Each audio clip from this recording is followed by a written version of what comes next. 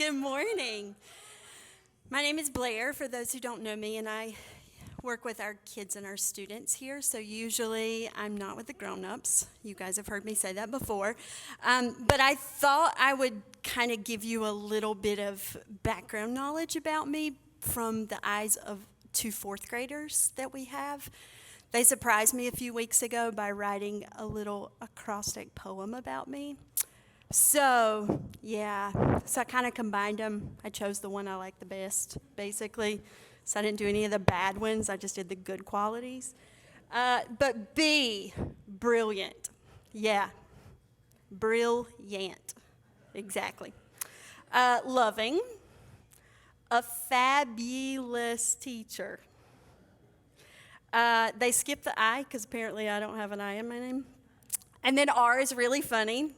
Really funny. And then E, which they added, so they took my I and they gave me an E, is elegant. So for those who don't know, there's actually more than 100 people that are either under us right now or in that hallway. And they are part of our community as well, even though they don't sit in this room with us on a Sunday. And I tell you this because you need to know that I have some pretty high expectations of a Sunday morning. They're my favorite day of the week for anybody that knows me. So I'm going to need for you guys to keep up with the little people. So good luck. So for those who it's your first Sunday, or maybe you haven't been in a while, we are a community that is quirky and passionate and kind and hopeful. And that's what we're focused on in this series, is hope. Just last Sunday, one of our amazing middle schoolers gave me this drawing, and I feel like it's pretty accurate. It's a great representation of who Watershed is. This also was unprompted.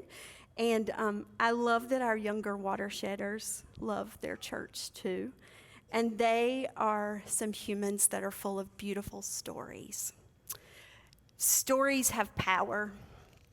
And we are a world that loves story, right? Some of you might have watched TikTok this morning. You read Humans of New York, Facebook, Instagram, podcast. All of these are the ways that we are constantly engaging in story. There's even a website where people can record and share their stories. It's called StoryCourse.org. Did anybody know this? I just found out about this. And Watershed is a place that is no different. We love and value stories here as well, which brings me back to the drawing that our middle schooler drew. What you don't see on this paper is the story of this middle schooler. You don't see how their family is redefining the norms that they've always known. You don't see how their deep love for others affects them on a daily basis. You don't see how their heart lights up whenever they get to help with anything at all. And you don't see how they just recently started praying and journaling every night because they wanted to feel a little more connected to God. So when I see this drawing, I think about those things: the happiness, the love, the acceptance, and the joy. And I feel like those are some of the most important things that our community brings to them. So there's an abundance of beauty in this 11, almost 12-year-old story. And if you were here last week, you know that that's not the only Watershed story. But Matt actually shared a really, really big story with us last week. It was a story that disrupted and shifted our entire community. A story of painful exclusion that ended with changed hearts and minds. A story of a different world that is being created. A world that wonderfully welcomes all. Mark Yaconelli, who is storyteller, author, and activist, says that stories can be medicine and they can transform entire communities. Sharing stories helps us make a home within ourselves and with one another. And last week's story that Matt shared was all of that and more. If you've ever listened to me talk before, then you know that I love stories and data. And my goal in life is to be a story collector. which I think is really just a data collector at this point. I want to be a great listener that collects stories, not to just get to know others better, but to actually join their story, not to suppress or erase it, not to redirect it, but to share in their story and to weave together a bigger story of this splendidly difficult journey that we're all on together. Dr. Willie James Jennings, who was a longtime professor at Duke Divinity School and is now currently a systematic theology professor at Yale, says that we don't know the story that we're inside of. And I think at Heart for Christians, that's where all of our problems begin. We have become very poor storytellers and very poor listeners to story. And I'm finding that I come to agree with him more and more. So as a pastor and a leader of this organization and community, I want to start with the bigger story today. I want to start with the one that involves God, Jesus, and the Spirit. The story started long ago and involved lots of empires choosing power over people, but also beautiful moments of healing and love and reconciliation. It's a story of humanity joining the stories of each other. It's a nevertheless moment where, in spite of our stories, our different beliefs, hopes, fears, dreams, we still have the option to join into what God is asking us to do. And what is God asking us to do? Well, I'm glad you asked. I want to look at the book of Acts this morning. Acts is an exciting book.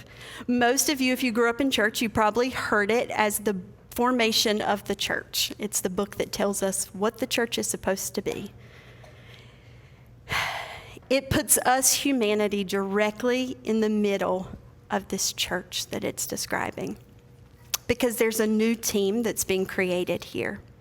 It's a new team, a new humanity in this idea of people being together in ways that were just unimaginable at that point. It's about coming deep into each other's story and lives, not just coming up to someone and saying, "Hi, how are you?" and then parting as soon as possible. But it's deeper than that. It's about the possibility of a life together. From the beginning of the book of Acts, we see people who are asking God for power to get the boot of Rome off its neck. Then we see God give them power when the Holy Spirit comes on you, and you will be my witnesses in Jerusalem, in all of Judea and Samaria, and to the ends of the earth. And this power is not power over people like they expected. It's power for the people. And the power of that seems to be this idea of difference. The idea not only of difference culturally, but then sort of this division between Jew and Gentile that's there. And so when we are talking about the possibility of life together, there's this whole thing where we have to overcome the divisions and walls that separate us. It's an imagining of a new world that's not congruent, but accepting and celebratory of all of our differences. Dr. Jennings says there are two questions we should ask when we read the book of Acts. The first is, what is the Spirit doing in this chapter? And question number two is, who is God asking to do something? So knowing this, I want us to take a look at the story of Philip and the Ethiopian eunuch in Acts chapter 8. Later, God's angel spoke to Philip. At noon today, I want you to walk over to that desolate road that goes from Jerusalem down to Gaza. He got up and went. He met an Ethiopian eunuch coming down the road. The eunuch had been on a pilgrimage to Jerusalem and was returning to Ethiopia, where he was minister in charge of all the finances of Candace, queen of the Ethiopians. He was riding in a chariot and reading the prophet Isaiah. The Spirit told Philip, "Climb into the chariot." Running up alongside Philip, heard the eunuch reading Isaiah and asked, "Do you understand what you're reading?" He answered, "How can I without some help?" and invited Philip into the chariot with him. The passage he was reading was this: As a sheep led to slaughter and quiet as a lamb being sheared, he was silent, saying nothing. He was mocked and put down, never got a fair trial. But who now can count his kin, since he's been taken from the earth? The eunuch said, "Tell me, who is the prophet talking about, himself or some other?" Philip grabbed his chance, used the passage as his text, and preached Jesus to him. As they continued down the road, they came to a stream of water. The eunuch said, "Here's water. Why can't I be baptized?" He ordered the chariot to stop. They both went down to the water, and Philip baptized him on the spot. When they came up out of the water, the Spirit of God suddenly took Philip off, and that was the last the eunuch saw of him. But he didn't mind. He had what he'd come for and went on down the road as happy as he could be. Philip showed up in Azotus and continued north, preaching the message in all the villages along the route until he had arrived at Caesarea. So here we have Philip being pushed by the Spirit to a place in the wilderness. It says it was a desolate road. And to a person that Philip would not have typically encountered. And he's not real suave about it, you know. It says the Spirit was pushy. It says the Spirit of God told Philip to climb into the chariot. So in our day, we'll say he wasn't just trying to slide into their DMs, but he just invited himself right in. So he runs to join him in the chariot, and he joins himself to someone who is at the very outer possibility of Jewish life and Jewish faithfulness to God. An Ethiopian from what's at the time would be known as someone from the very ends of the earth. A eunuch, castrated and ineffectual. Someone who was at the very boundaries of identity. And someone who would have never have been expected to be the central part of the story of Israel. And here in this story, we see God organize aggressively a moment of joining together. You guys, we are in the wilderness. I don't know about you, but I got a notification this week to let me know that the U.S. is facing an epidemic of loneliness and isolation. It is said that approximately 60% of Americans feel disconnected, lonely, and left out. I don't think I have to point out that that's a breeding ground for disaster. And what's the proposed solution? It's creating a culture of real connection. Kind of sounds like what's happening in this story, right? The Spirit is aggressively pushing Philip to engage and spend time to join in on the story of the eunuch. And the Spirit is aggressively pushing us to join in on the stories of each other. Because just like the eunuch trying to understand this story in Isaiah, join the club, we can't understand stories without other people. Because we can't understand without the fullness of the story. We can't understand Scripture without each other, and we can't understand the evolution of our world without each other either. And this lack of understanding means that we can't imagine or create a different world that truly embodies the fullness of humanity. We love to learn and unlearn here at Watershed. We love it. You guys heard about liberation. Some of you have been to Reclamation. We are a community that are little sponges that love to soak up all the information that we can. David, our formation pastor, is so stinking good at pushing us and prodding us to a place of questioning and eagerness to learn. He's full of resources and knowledge that create the perfect soil for reclamation, transformation, and liberation to grow. But I want to ask you today, who are you learning and growing for? Your reconstruction is not just for you. And if you are only soaking in information, you're not learning and you're not rebuilding or reconstructing anything. As much as I like to learn alongside of you, I've really been challenged lately to go back to the basics of learning. Learning is a multi-step process. It starts with some kind of prior knowledge, some news that's exciting or disrupting, and then there's an information gathering stage, but then you have to apply it. It's like the scientific method. People can make observations and hypothetical statements all day, but without data and proof, it's lacking. My point here is that we can show up and listen to information all day long, but without using it with real people, there's nothing there. And the goal for learning here is not a certainty, but it's actually imagining and creating a different world. We need the information and the story collecting. We need the connection that's deeper than just a hi and a hello. We need to join into other stories. We need to tell our stories. We need to go to and enter the ends of the earth, and we need to let the ends of the earth enter us. We need life together with insiders and outsiders and all the in-between. And we need this life together for a few reasons. The first is so that we don't die early, because real connection does this thing to our brain where this stuff fires and makes us happier and better humans. Super scientific, right? No, but really, endorphins, oxytocin, all kinds of natural, beautiful chemicals flood the brain, and our limbic system calms down. Our guard is down whenever we connect, and we're actually able to listen because we are more emotionally organized at that point.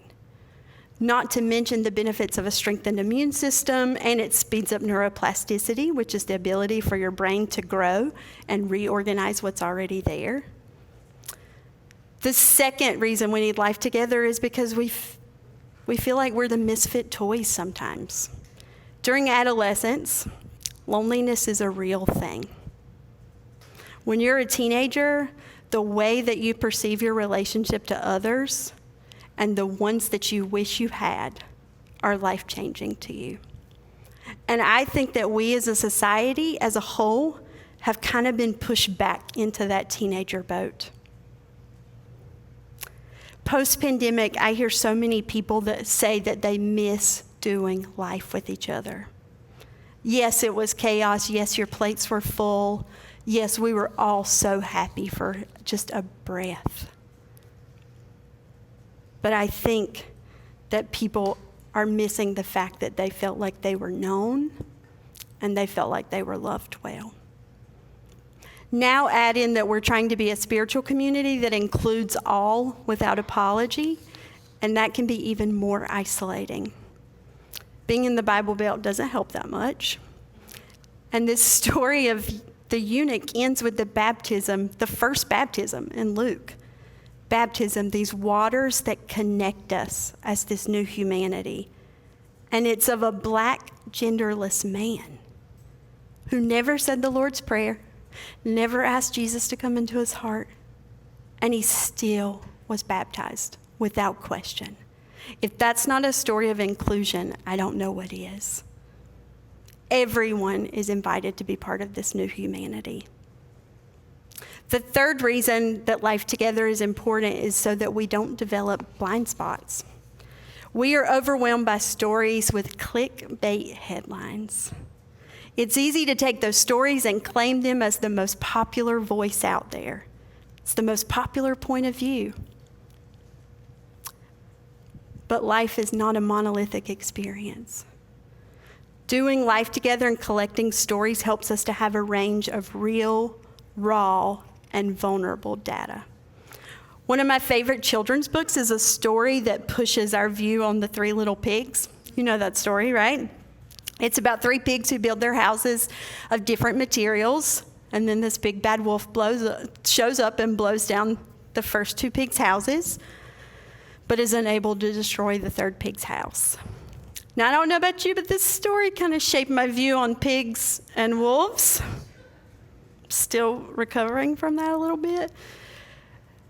But I always wondered, what was the wolf thinking? And somebody must have heard me because they wrote a book about it. So I don't know if you've ever read or heard of the true story of the Three Little Pigs, but it is actually the perspective of the wolf. And I just want to tell you this morning that he said he was not there to eat them, but he just had bad allergies. and he needed to borrow a cup of sugar to make his granny a cake. And so he just kept sneezing, and then the pigs were just there, so he ate a snack while he was on his way. It's so easy to get lost in stories that are purposefully and manipulatively thrown into our faces instead of listening to our own neighbors and collecting our own data. But context and experience leads to the fullness of the truth. You're welcome. Now you have the fullness of the truth with the 3 little pigs. I've changed your world today. I could stop here. And I know some of you are pretty cynical of all of this life together stuff as I talk about it, because you know that life together is not peachy, but it's necessary. Discomfort and conflict will run parallel to our connections. But because we have the power of the Spirit, and that power comes with great responsibility, you're going to be asked to do what you don't want to do, to be with those who you prefer not to be.